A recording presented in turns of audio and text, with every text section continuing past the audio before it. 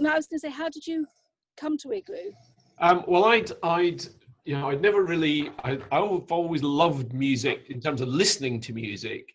Yeah. But I never thought I was musical at all. I hated music, certainly any type of singing or anything at school. We had a very old-fashioned, traditional music teachers, and never played anything that we were in the slightest bit interested in.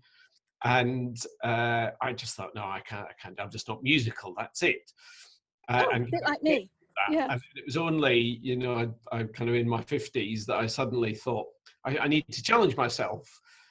What could I do? And it came to me, well, learn to play a musical instrument. And I thought, well, could I do that? And I think I got a couple of lessons from DL when she was doing stuff over in Portchester, and then they moved over to Haven, and I was living in Bend at the time, so it was a bit too far to go. And so I dropped out of it, and then we moved to Portsmouth, and I went to another school. I went to a couple of sets of beginners group lessons. And actually, I did learn a lot of chords, but I just was getting frustrated because I couldn't play anything. I didn't feel I could play anything. And we were just moving on to another tune every week as we were learning some new chords. And I didn't feel as if I could go home and play anything. Yeah. Practicing. And then I met DL at a networking event, and she said, "Oh, how are you getting on? Have you done anything with the ukulele?" And I said, "Well, I've given up on it. I've just, obviously I can't do it." And she said, "Well, why not come in and have a lesson, and I can give you some feedback on where you are."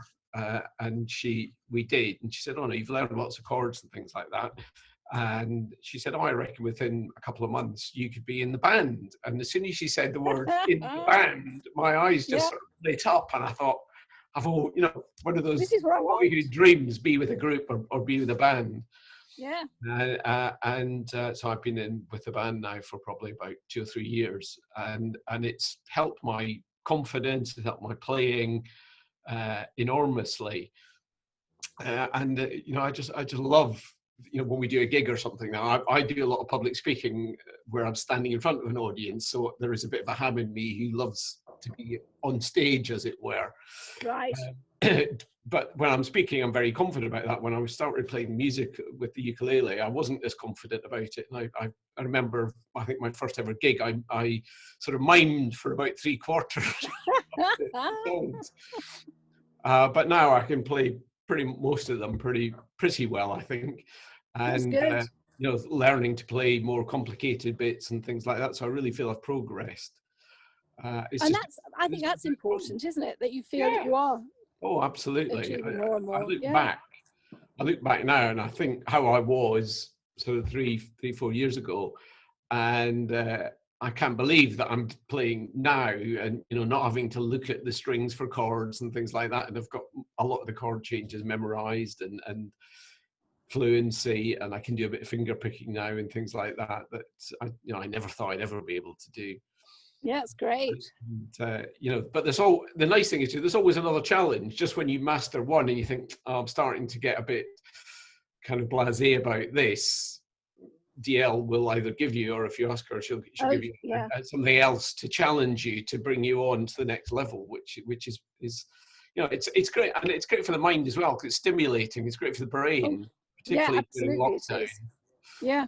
So have you taken on any new songs or challenges during lockdown? Yeah, well, we've been doing some new songs with the band, and I was saying, I'd like to do some more.